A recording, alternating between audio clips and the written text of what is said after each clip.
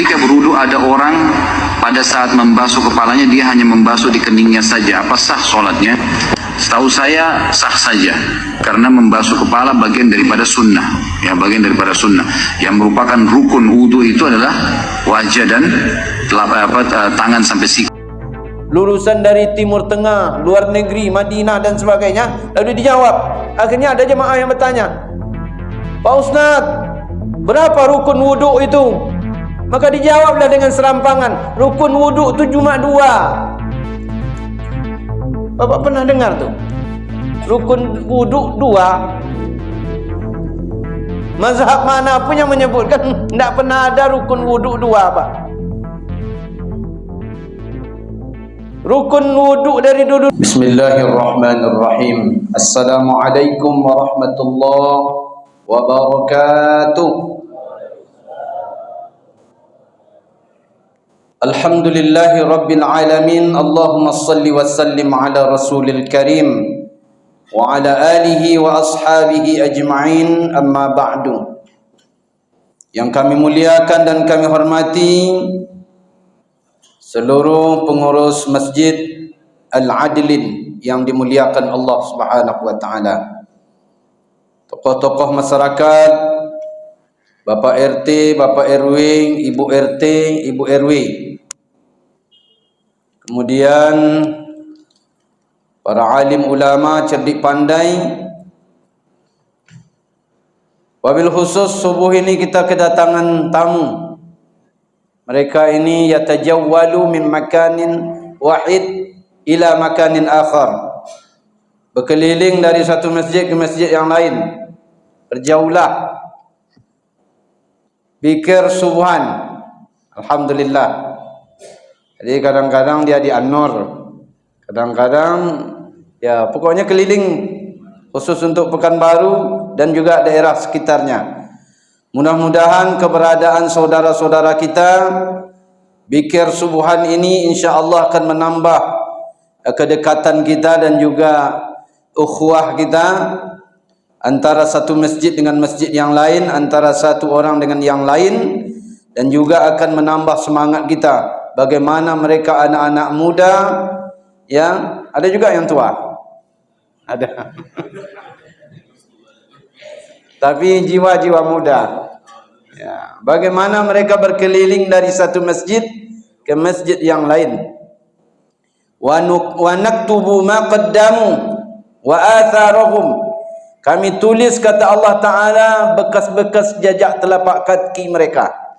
Jadi di mana-mana kita bertempat nanti, insya-Allah itu semua athar atau bekas-bekas kebajikan yang kita buat akan jadi saksi nanti. Makanya sahabat-sahabat Nabi dulu, ketika sebelum masuk Islam mereka banyak membuat atau melakukan kesalahan dan dosa, maka dia pergi lagi ke tempat itu untuk menebus semua kesalahan dan dosa yang sudah pernah dibuat. Nah, jadi kalau Bapak pergi ke diskotik kemarin, banyak pergi ke diskotik, ke tempat-tempat hiburan, dulu pergi dugem, maka insya-Allah untuk selanjutnya pergi diskotik juga, tapi berdakwah di diskotik itu insya-Allah. Amin. Jangan tambah pula lagi.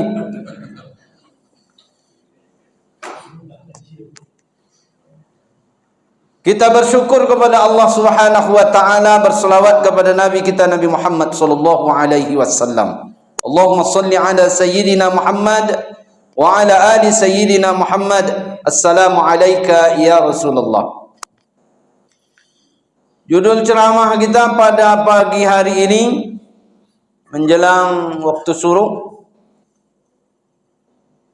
itu judulnya taubat. Taubat. Jadi kaji kita tidak sulit-sulit, taubat judulnya. Bapak Ibu yang dimuliakan Allah Subhanahu wa taala, yang paling berat kata Nabi dalam hidup ini dosa. Orang sanggup untuk merobohkan, orang sanggup untuk mengangkat. Bagaimana besarnya bukit-bukit diruntuhkan, tak jadi masalah bagi orang. Dengan alat-alat canggih dan hebat, bukit-bukit itu pun bisa diangkat. Bangunan-bangunan yang berat, besar, dengan alat-alat dan teknologi yang ada sekarang ni bisa diangkat, bisa dipindahkan dari satu tempat ke tempat yang lain. Itu bukan sesuatu yang berat. Tapi kata Nabi SAW, yang paling berat itu adalah dalam hidup kita itu dosa. Kenapa saya sebutkan bahawa dosa itu merupakan sesuatu yang sangat berat dalam hidup ni? Setidaknya dosa ini akan menghadirkan 4 hal dalam hidup kita. Kalau kita banyak dosa, kalau kita melakukan maksiat. Pertama, dikutip dari ayat Al-Quranul Karim surah Al-A'raf. Apa kata Allah Ta'ala tentang kisah kakek kita, nenek kita, yaitu Nabi Adam alaihissalam. Ketika beliau melakukan kekhilafan, maka para nabi bukan disebut dengan dosa. Nabi ketika dia melakukan kekhilafan, itu bukan dosa, tetapi pelajaran bagi kita. Dalam Al-Quran disebutkan, Ya bani Adam la yaftinannakumus syaitanu kama akhraja abwaykum minal jannah. Jadi dosa itu kata Allah Ta'ala atau kekhilafan itu menyebabkan orang dikeluarkan dari tempat yang mulia. Pertama Nabi Adam alaihissalam berada di sorga, tapi karena melakukan kekhilafan Allah Ta'ala turunkan dia ke muka bumi. Jadi artinya kalau kita melakukan dosa dan maksiat, kita diturunkan derajatnya oleh Allah Ta'ala, bahkan dikeluarkan dari tempat yang mulia. Dikeluarkan dari tempat yang mulia, lalu diletakkan di tempat yang tidak baik, tempat yang hina dina. Maka itulah bahaya dosa yang pertama. Bahaya dosa yang kedua yang disebutkan oleh Allah Ta'ala di dalam Al-Quran, yanzi'u anhuma libasahuma.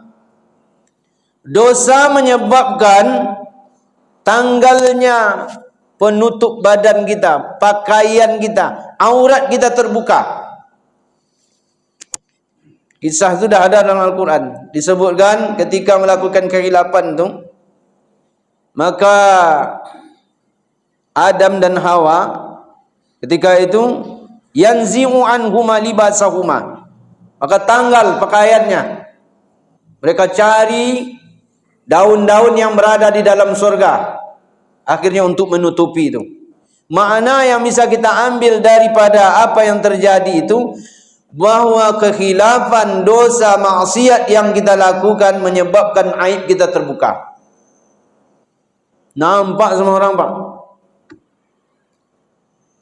Beberapa bulan belakangan ini viral berita. Tidak kita sangka-sangka ya. Tapi itulah kenyataan yang terjadi. Allah Ta'ala bukakan sepandai-pandainya kita menutup aib.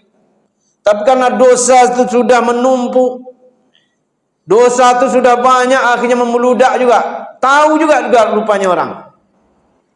Saya tidak sebutkan kisahnya yang terjadi itu. Jadi kalau saya sebutkan, saya takut pula ribah nanti. Bapak ibu tahulah, baca di medsos, akan ada itu orang-orang hebat di negeri ini, di mana di belakangnya banyak rupanya gundik-gundik dia. Jangan pula jamaah Masjid Adlin ni udah punya istri di sini, buka cabang pula diam-diam di sana. Tahu ibu itu nanti bahaya. Kalau mau Pak Bu, bapak-bapak yang ada di sini, kalau mau minta surat izinnya. Lebih baik lagi tu. Ibu-ibu yang di belakang, saya pastikan kalau memang betul-betul dia minta izin, sungguh-sungguh minta izin, kepala jadi kaki, kaki jadi kepala, datang ke istri itu, Bu, aku nak tahan lagi. Kayaknya seperti ini, harus nambah lagi, buka cabang lagi. Maka insya Allah saya yakin, dan juga saya doakan, semoga ibu-ibu ini mempunyai hati yang lembut menerima kenyataan itu. Setelah ini saya tidak tahulah apakah ibu-ibu ini mau menegur saya atau tidak lagi. Itu urusan belakangan. Yang jelas Ya. Nantilah ditanyakan di rumah nanti. Ya. Yang jelas jangan sembunyi-sembunyi. Lebih baik yang jelas-jelas, yang halal daripada melakukan yang haram. Bahayanya dosa yang ketiga itu dia gelisah. Cuma tanya kepada orang yang tak jelas tadi itu, yang diam-diam itu. Tidak ada ketenangan dalam jiwanya. Mau jalan nanti, mau digandeng nanti isteri kedua ini takut nampak sama orang lain. Tapi kalau sudah resmi, orang tahu, tidak ada lagi kegelisahan itu. Apa kata Nabi dalam hadis? Al-ithmu ma haka fi nafsi. Dosa itu menyebabkan hati kalian gelisah. Kalau gelisah hati, jantung berdebar-debar. Makanya banyak orang yang melakukan dosa dan maksiat itu kena penyakit jantung. Mudah-mudahan jamaah Masjid Adlin ini tak kena penyakit jantung. 31%, 31,8% penduduk dunia ini dalam survei yang saya baca, itu terkena penyakit jantung. Meninggalnya itu 31,8% meninggal karena jantungan. Datang KPK ke rumahnya, itu dah mulai. Tapi kalau awak bersih, awak benar, ya, kita tak ada masalah, Pak. Datanglah KPK tu. Jadi ini bahaya dosa yang ketiga. Maka insya Allah dosa itu kita hindari dalam kehidupan kita. Dan kalaupun kita punya dosa dan maksiat, maka insya Allah kita akan bertaubat. Nanti bagaimana cara taubatnya akan kita jelaskan nanti. Bapak Ibu yang dimuliakan oleh Allah Subhanahu Wa Taala. Tapi ada yang keempat yang paling menyakitkan, Pak, dengan sebab dosa dan maksiat yang dilakukan. Yang keempat inilah yang tak bisa kita tahan, Pak. Orang ketika melakukan dosa dan maksiat, kata Allah Ta'ala di dalam Al-Quran, dan juga diisyaratkan dengan ayat Al-Quran, bahwa orang itu akan semakin jauh dengan Allah. Orang semakin jauh dengan Allah. Sebelum melakukan kekhilafan, coba tengok ayat yang berbicara tentang Nabi Adam. Nabi Adam itu dilarang oleh Allah Ta'ala, wala taqraba hadhihi. Kalau ditunjukkan dengan kata-kata hadhihi, itu isim isarah lil qarib, untuk menunjukkan dekat. Ini. Tapi ketika sudah terlanjur melakukan kekhilafan, dia dekati pohon itu, bahkan dalam riwayat disebutkan sampai dimakan buah pohon itu, apa yang terjadi? Alam anhakuma an tilkumas syajarah. Adam dan Hawa, kata Allah Ta'ala, bukankah aku sudah pernah larang kalian untuk mendekati pohon itu? Tadi dengan kata-kata hadza sebelum melakukan, tapi ketika sudah melakukan, apa kata Allah? Ditunjuk dengan kata-kata itu. Itu jauh atau dekat? Jauh. Dosa dan maksiat menyebabkan orang semakin jauh dengan Allah. Apalah artinya hidup kita ni, Pak, kalau sudah jauh dengan Allah? Allah tempat bergantung, Allahus Samad. Sementara tempat bergantung kita rupanya sudah jauh. Kalau kita semakin dekat dengan orang hebat, Pak, orang-orang besar, kira-kira Masjid Adlin ini enak tak? Mau minta duit, mau minta sumbangan, aman. Kalau dekat dengan Pak Gubernur, Pak Abdul Wahid, duduk dia di mana aja kita datang, pengurus Masjid Adlin sudah membawakan proposal. Masukkan. Besok ditengok Pak Abdul Wahid. Oh, Masjid Adlin, kawan aku ada di situ. Kira-kira mudah nak? Begitu jugalah kira-kira dengan Allah Subhanahu Wa Taala. Orang semakin dekat dengan Allah Ta'ala, maka Allah Ta'ala akan berikan sesuatu yang terbaik dalam kehidupannya. Dan Allah akan tahu apa hajat dan kebutuhan seseorang yang sudah dekat dengan Allah Subhanahu wa Ta'ala.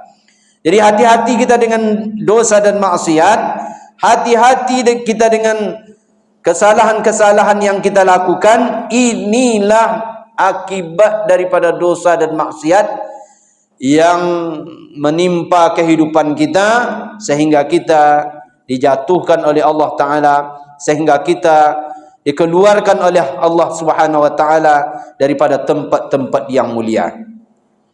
Bapak Ibu hadirin yang dimuliakan oleh Allah Ta'ala, lalu bagaimana setelah terlanjur melakukan dosa dan maksiat? Ini umur sudah 60, isinya dosa. Karena memang kita ini tidak pernah lepas daripada dosa dan maksiat. Nabi sudah menjamin perkara itu. Kullu bani Adam khatta'un wa khairul khatta'ina tawwabun.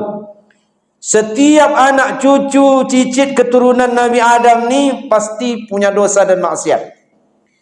Dan orang yang terbaik itu bukan orang yang tidak punya dosa dan maksiat. Tapi orang yang terbaik adalah orang yang ketika dia melakukan dosa dan maksiat, apa yang dia lakukan? Dia taubat. Dia taubat. Fatalaqa Adamu min rabbih kalimatin fataba alaih. Taubat itu asal katanya taba, yatubu taubatan, kembali. Saya ilustrasikan seperti ini. Tadi kan jauh. Saya tidak menyebutkan ini tempat bagi Allah, karena Allah Subhanahu wa Ta'ala maujud bila makan. Tapi untuk mendekatkan pemahaman kita, saya buat ilustrasi. Ketika seseorang melakukan dosa dan maksiat, Allah semakin jauh. Cerita dalam Al-Quran, Adam pun jauh. Masing-masing menjauh. Fatalaqa Adamu min rabbih kalimatin fataba alaihi innahu huwat tawwabur rahim.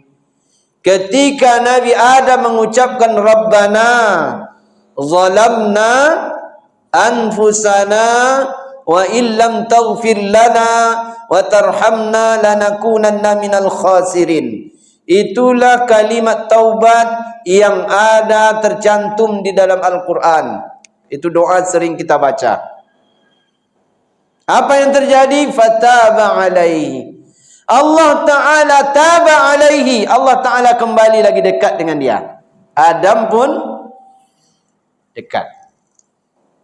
Jadi kalau kita bertaubat, Allah semakin dekat dengan kita, dan kita akan semakin dekat dengan Allah Subhanahu wa Ta'ala.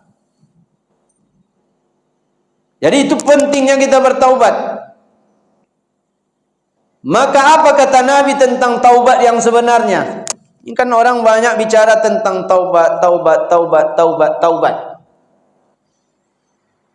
Nabi setidaknya memberikan 8 tanda. Ini dalam hadis ini. 8 tanda bahwa taubat orang itu benar-benar serius. Bukan memang taubat hanya sekedar di mulut, tidak.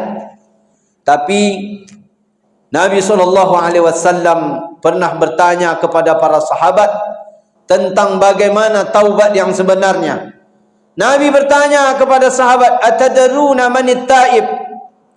Hai para sahabat, kalian tahu tak bagaimana sebenarnya orang yang bertaubat itu? Apa sesungguhnya orang yang bertaubat itu? Siapa sebenarnya taubat yang diterima oleh Allah Subhanahu wa Ta'ala itu? Kata sahabat ni lurus-lurus je Pak, Bu. Sahabat tu lurus saja, Allahu wa rasuluhu a'lam. Mereka sering mengatakan itu bentuk daripada ketundukan mereka, ketawaduan mereka, dan juga kepasrahan mereka kepada Allah Ta'ala dan Rasulnya. Apa kata mereka? Allah dan Rasulnya yang tahu, kami tidak tahu.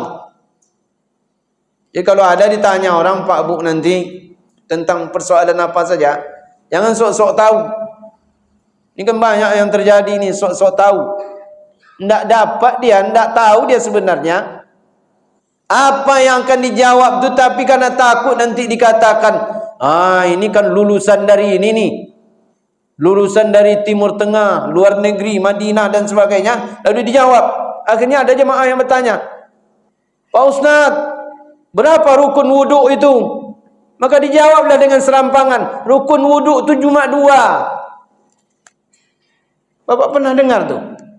Rukun wuduk 2. Mazhab mana pun yang menyebutkan tidak pernah ada rukun wuduk 2, Pak.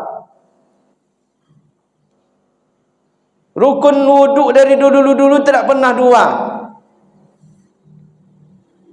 Tapi karena itulah keserampangan, takut nanti dikatakan sebagai orang tak berilmu, akhirnya dijawab.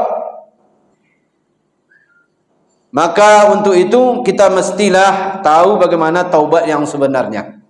Maka Nabi SAW bertanya kepada para sahabat, atadruna manit taib? Kalian tahu orang yang taubat yang sebenarnya, yang insya-Allah akan diterima oleh Allah Ta'ala?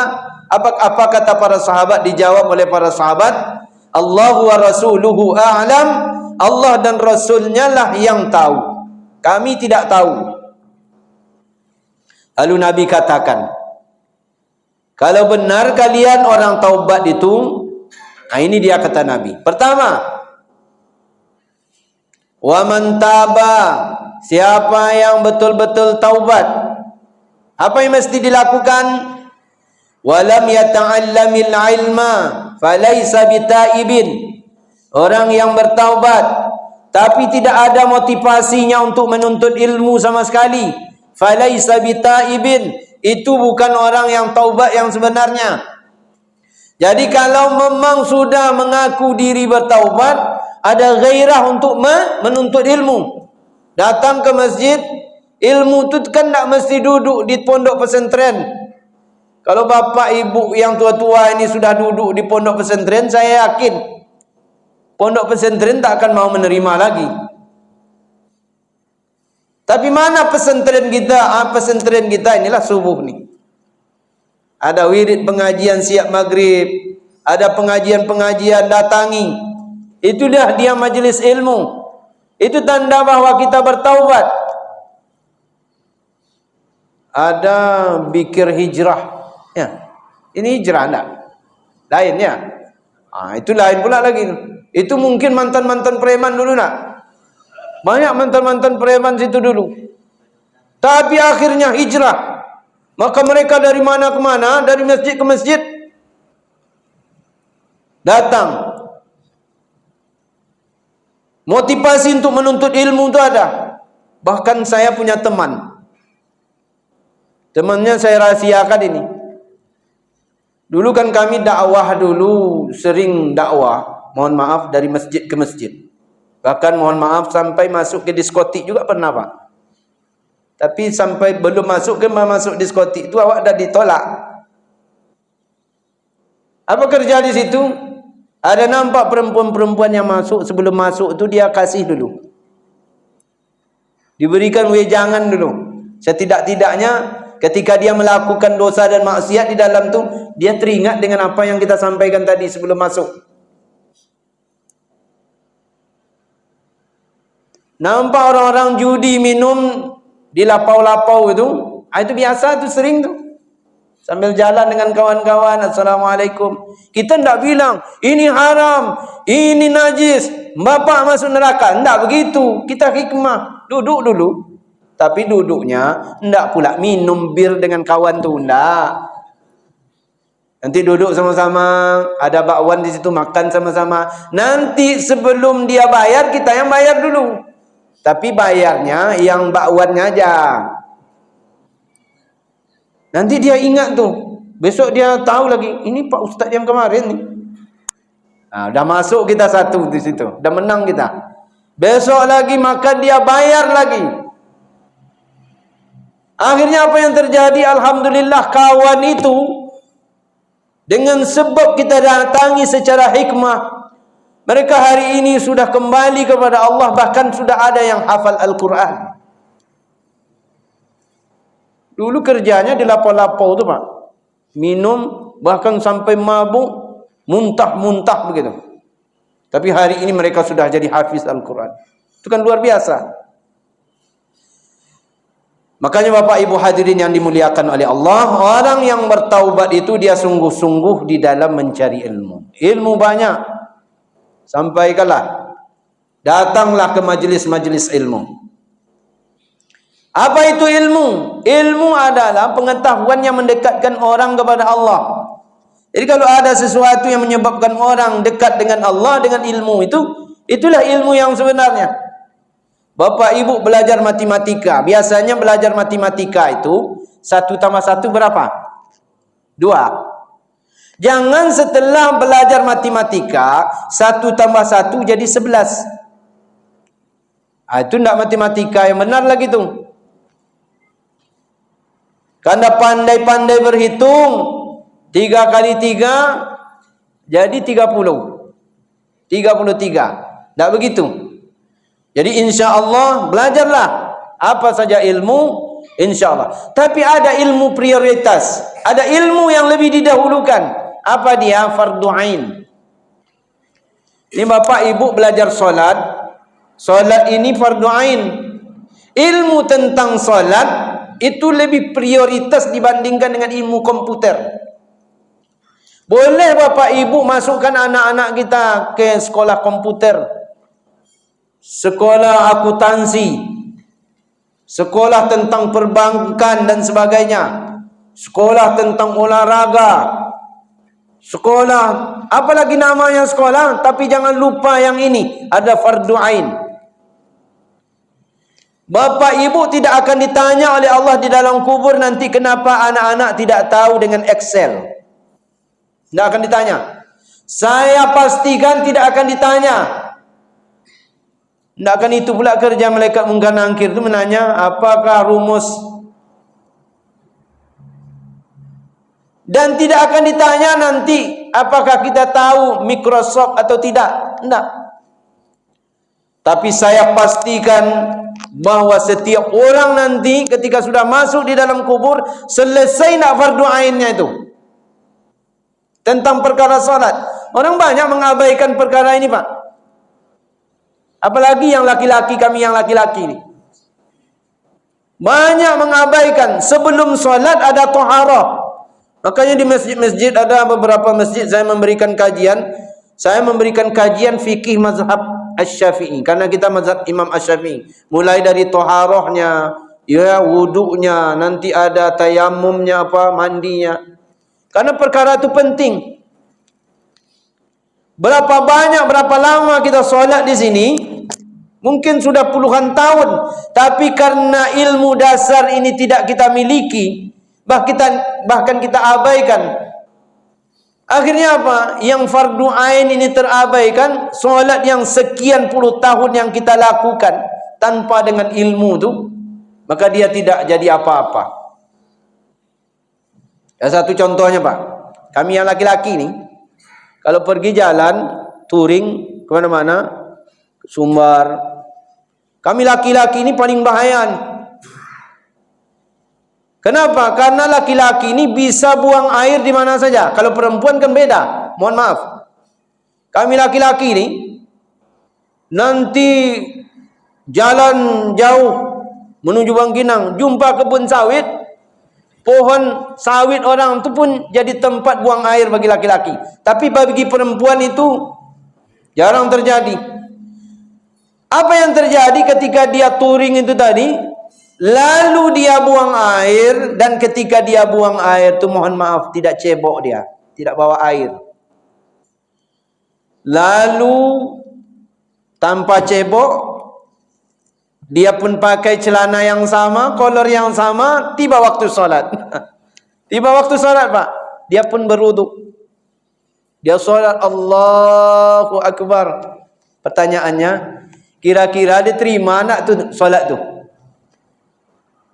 Diterima mana tu Pak? Dia tidak cebok tadi. Tetesan-tetesan air kencingnya tadi mohon maaf masih ada di kolornya. Bahkan celana itu sudah 3 hari 3 malam tak diganti-ganti. Allahu Akbar. Saya pastikan bapak-bapak, kalau ibu-ibu enggak, bapak-bapak yang kencing berdiri pasti tidak akan pernah bersih. Saya jamin tuh. Maka bapak-bapak nanti kalau kencing buang air jangan berdiri, jongkok mak. Cari toilet masjid yang ada jongkoknya. Ini ada beberapa masjid di Pekanbaru ni, pernah saya masuk, disediakannya untuk orang itu, untuk jamaah itu, untuk wuduk itu, untuk buang air itu, kencing-kencing berdiri yang pakai itu. Jadi orang yang ada di samping bisa nengok yang ada di samping. Saya tidak bisa yang kayak gitu. Malu kita ditengok yang di sebelah. Ada enggak di masjid kayak gitu? Ada. Itu kalau kayak gitu masjidnya, pengurusnya mesti diganti itu. Jadi perlu kita berilmu dalam perkara ini. Saya bukan apa. Dan hal-hal ini adalah hal-hal yang sangat mendasar sekali. Maka insya Allah mungkin di Masjid Adlin ini, kapan ada pengajian rutin seperti setelah maghrib, ya, buat kajian-kajian seperti itu. Buat kajian fikih khusus. Kalau ceramah subuh yang kayak begini, ini ceramah apa kata orang apa? Ini ceramahnya ceramah kemana-mana nih. Kadang ada A, kadang ada B, kadang ada C nanti. Jadi itu perlu nanti dibuat insya Allah, dan itu akan menambah, akan semakin baik kita dalam beramal insya Allah. Bapak Ibu yang dimuliakan oleh Allah, itu yang pertama, orang yang bertaubat dia ada keinginan yang kuat untuk menambah ilmu. Ada motivasinya menuntut ilmu. Tidak menutup kemungkinan ibu-ibu yang ada di belakang nanti setelah kegiatan acara kita pagi ini termotivasi untuk berilmu, dia mulai dengan belajar agama. Alhamdulillah saya punya murid, Bu. Tapi murid saya itu ibu-ibu. Ibu-ibu itu umurnya 50 tahun ke atas. Tengok tuh. Nanti bapak-bapak, ibu-ibu, ada pesantren Al-Fatih nanti di depan Damai Langgeng. Di situ setiap hari Selasa, kemudian hari Kamis, saya ada majelis dengan ibu-ibu. Itu sudah masuk 7 tahun dan 8 tahun lah. Ibu-ibunya tua-tua. Saya tidak mau menerima yang muda-muda. Karena kalau saya terima yang muda-muda, banyak yang muda-muda, nanti saya pula yang bahaya. Karena saya mengajar tahsin, ada juga mengajar fikih ibadah mazhab Syafi'i. Nanti kalau saya belajar tahsin, saya suruh ibu-ibu itu, ibu-ibu, bagaimana cara mengucapkan huruf za? Huruf za itu lidah ibu-ibu dekatkan ke ujung gigi paling atas. Gimana saya menengok mulut istri orang? Masih muda pula lagi. Makanya saya agak hindari yang tua-tua. Cobalah tengok nanti tua-tua. Ada yang saking tuanya, tidak ada yang asli lagi. Giginya sudah asli. Ketika dia menyebut makhraj huruf itu yang berkaitan dengan gigi, anda sempurna lagi. Saya khawatir ketika dia mengucapkan huruf itu nanti keluar giginya, meloncat giginya. Tapi itulah niat mereka untuk belajar. Ibu-ibu yang di sini buat juga majelis-majelis seperti itu. Undang ustazah-ustazah. Nanti buat pengajian-pengajian khusus. Belajar Al-Quran. Kemudian apa lagi? Belajar tentang fikih ibadah. Itu perlu untuk kita pelajari. Ini sekadar motivasi aja. Bapak Ibu yang dimuliakan oleh Allah Ta'ala. Yang kedua kata Nabi, wa man taba wa lam yazdad fil ibadah falaysa bitaibin. Orang yang taubat tapi tidak bertambah ibadahnya, itu bukan orang taubat kata Nabi. Dari dulu sampai sekarang kayak gitu juga. Maka orang bertaubat dia semakin hari semakin bertambah ibadahnya. Apa yang bertambah? Bertambah kuantitasnya, tapi jangan lupa bertambah juga kualitasnya. Kuantitasnya dulu solat sunat hanya sekali-kali. Sekarang ketika sudah bertaubat kepada Allah Ta'ala, tambah solat sunat tu Pak. Solat sunat sebelum subuh, solat sunat sebelum zuhur, solat sunat setelah zuhur. Apa lagi? Solat sunat duha.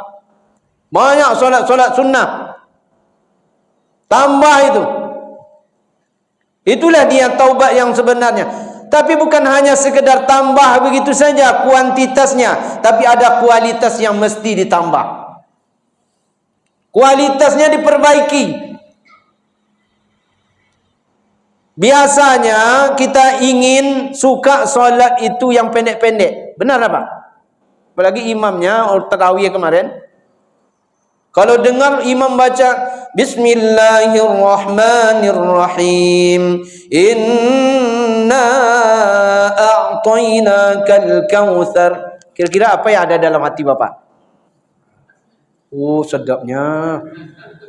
Tapi kalau ada imam yang baca Bismillahirrahmanirrahim, Yasin, apa yang terbayang? Habis Yasin ni. Iya. Jadi itu mesti kita dulu senang yang pendek-pendek. Sekarang setelah kita nyatakan diri kita bertaubat, kita senang dengan yang lama-lama. Nabi itu contoh tauladan kita, Pak Bu. Apa kata hadis Nabi? Hatta tawaramat qadamahu min qiyamil lail. Sampai bengkak-bengkak kakinya karena mendirikan solat malam. Solat malamnya tidak trikul lagi. Apa maksud trikul tu? Qul huwallahu ahad, qul a'udzu birabbil falaq, qul a'udzu birabbin nas. Tu trikul namanya. Nak trikul lagi. Bahkan dalam riwayat Ibnu Abbas disebutkan bahwa Nabi membaca surah Al-Baqarah. Setelah selesai surah Al-Baqarah, dia sambung lagi ke surah Ali Imran. Setelah selesai surah Ali Imran, dia masuk lagi surah An-Nisa. Kira-kira berapa juz tu, Pak? Ada nak jamaah Masjid Adlin yang seperti itu? Solat tahajudnya 5 juz, Pak, dalam satu rakaat. Ada tak? Menggeleng ibu-ibu di belakang. Tapi itu contoh. Tidak bisa kita seperti itu, setidak-tidaknya lamakan daripada yang biasanya. Kita buat yang lama. Sampai bengkak-bengkak kaki itu karena mendirikan solat malam. Bapak Ibu yang dimuliakan oleh Allah Subhanahu wa taala. Maka insya-Allah kita tambah kualitasnya lagi. Kita perbaiki kualitas. Bacaan juga begitu. Dulu bacaan tidak betul, kurang betul ya. Maka sekarang dibetul-betulkan. Dan ada, ini saya sampaikan di beberapa pengajian-pengajian. Ada yang rukun qauli. Bapak Ibu pernah dengar dengan rukun qauli dalam salat? Nah, ini perlu belajar nih. Ada pula ustaz yang tak tahu juga dengan rukun qauli. Ini bahaya juga. Rukun qauli itu dalam salat itu yang wajib untuk dibaca dan bacaannya mesti ditahsin. 1. Al-Fatihah. At-takbir. Takbir. Banyak yang salah dalam takbir, Pak. Apalagi kalau kita pergi pulang kampung, dengar ada orang takbir. Allahu Akbar. Kira-kira benar tak tu? Kalau dia sudah tambah panjang hamzahnya, Allahu Akbar, apa artinya? Apakah Allah Maha Besar? Pertanyaan besar tu. Kira-kira wajar tak kita bertanya kayak gitu, Pak? Tidak. Yang seharusnya Allahu Akbar. Allah Maha Besar. Sekarang kita tanyakan, Allahu Akbar. Apakah Allah Maha Besar? Dia banyak salah. Yang kedua, rukun qauli yang mesti ditahsin, Al-Fatihah. Al-Fatihah mesti ditahsin. Yang ketiga, apa lagi? Tahiyat. At-tahiyyatul mubarakatus salawatut thayyibatu lillah. Itu mesti ditahsin. Kata sahabat Nabi, Nabi mengajar kami tasyahud seperti Nabi mengajar kami surat-surat lain di dalam Al-Quran. Lalu yang kelima, salawat. 5 itu mesti diucapkan Pak. Dan ketika mengucapkannya itu mesti benar. Nanti belajarlah di masjid Adlin ini. InsyaAllah banyak ustaz-ustaz kita yang akan menyampaikan perkara itu. Bapak Ibu yang dimuliakan oleh Allah Subhanahu wa taala, yang ketiga, wa man taba wa lam yardal khusama falaysa bitaibin. Orang yang sudah mengaku diri bertaubat kepada Allah tetapi dia belum meridha dengan orang yang pernah memusuhinya, belum memaafkan orang-orang yang dulu pernah mengkhianatinya, belum memaafkan orang-orang yang dulu pernah menzaliminya, falaisa bitaibin. Orang itu bukanlah orang yang bertaubat yang sebenarnya. Jadi kalau sudah taubat tu Pak, luruhkan semuanya.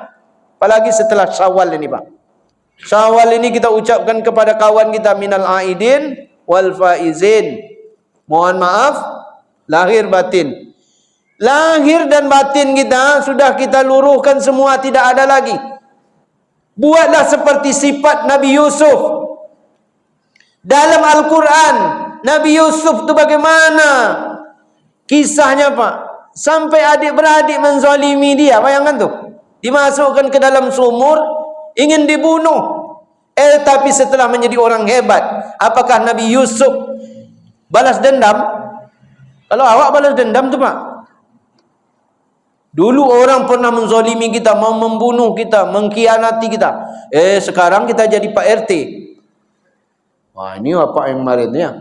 Besok kalau ada surat menyurat, saya persulit tuh. Tapi RT di sini enggak. RT sini baik-baik ya. Dulu nak memilih saya, awaslah nanti. Awaslah. Kan ada tuh tahu tuh pendukungnya. Sekarang kan musim kampanye-kampanye ini kan banyak. Tapi tirulah Nabi Yusuf. Bagaimana saudara-saudaranya memasukkan dia ke dalam lubang, ke dalam sumur. Setelah jadi pejabat, apa yang terjadi dengan Nabi Yusuf? Duduk dia di atas singgasana. Dia tahu tu sahabat adik-beradik dia datang untuk minta bantuan Pak. Karena waktu itu pacaklik. Apa kata Nabi Yusuf kepada saudaranya? Qala la tasriba alaikumul yawm yaghfirullahu lakum wa huwa arhamur rahimin. Kata Nabi Yusuf, kalian jangan takut. Orang ini dah menggigil Pak. Dia tahu rupanya. Anta Yusuf? Ditanya dalam Al-Quran surah Yusuf tu. Apakah engkau Yusuf? Qala ana Yusuf wa hadha akhi. Saya Yusuf. Ini saudara aku namanya Bunyamin.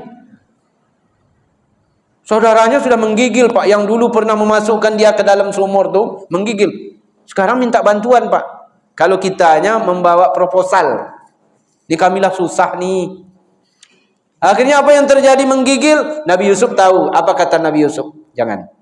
La tasriba alaikumul yaum. Hari ini tidak ada lagi dendam kusumat dalam hati kita. Sudah hilang. La tasriba alaikumul yaum. Aku tidak punya dendam dengan kalian. Tidak punya rasa benci dengan kalian. Walaupun dulu kalian pernah menzalimiku. Apa kata Nabi Yusuf selanjutnya? Yaghfirullahu lakum. Mudah-mudahan Allah memaafkan kekhilapan kalian yang dulu pernah kalian lakukan kepada saya. Itulah yang terjadi seharusnya dengan jamaah masjid Adlin ini. Kalau ada orang buat salah dengan kita, orang minta maaf dengan kita, maafkan. Kemudian doakan, ya Allah ampuni dosa dan kekhilapan mereka. Itulah kaji kita subuh nih. Tak panjang-panjang. Kalau dipanjang-panjangkan lagi di luar sudah saya dengar tuh. Denting-denting bunyi-bunyi. Bunyi-bunyi piring. Nanti konsentrasi Bapak Ibu tidak lagi ada pada tempatnya. Saya mohon maaf atas kekhilapan dan kesalahan ini. Tidak ada pertanyaan ya. Jadi apa yang saya dapatkan, apa yang saya sampaikan benar ini amalkan. Rasa-rasa tak benar tinggalkan dulu. Mudah-mudahan kita diberkahi oleh Allah Subhanahu wa taala. Saya agak terkejut tadi Pak Bu. Ketika saya menengok foto saya dipampang dekat dinding tu. Memang Buya Husni Tamrin minta foto tu. Foto yang mana nih Buya? Foto yang ganteng lah katanya. Akhirnya saya kirimlah foto tu. Foto tu udah diedit. Jadi kalau bapak ibu nanti menengok foto saya tidak sesuai dengan kenyataan, maafkanlah tu. Ini terlalu mudah ustaz ni di sini. Terlihat dari yang sebenarnya tidak seperti yang ada di foto tu. Saya pun heran-heran nengoknya. Mudah-mudahan ada manfaatnya dan insya-Allah ya, panggil lagi kawan-kawan kita yang ada di daerah-daerah kita ini, ajak mereka untuk solat berjamaah. Ketuk hati mereka Pak, datang ke rumah-rumah mereka. Kalau tidak nampak dia datang enggak 3 hari, bawa buah. Jadi bawa buah seolah-olah mereka sakit. Ya memang sakit. Ya datang ke rumah mereka, ajak mereka. Jangan dijauhi. Jangan dibuat pula hukuman di Masjid Adilin ni. Orang yang tidak datang ke Masjid Adilin berjamaah, nanti jenazahnya tidak diselenggarakan. Ada masjid kayak gitu Pak? Jangan. Lembut-lembut kita dengan orang Pak, ajak-ajak mereka. Kalau perlu nanti buat makan bersama terus di sini. Besok, minggu besok buat lagi bantai kambing di sini. Minggu yang akan datang bantai kerbau. Nanti insya Allah orang banyak nanti datang sini. Demikian, wabillahi taufiq wal hidayah. Wassalamualaikum warahmatullahi wabarakatuh.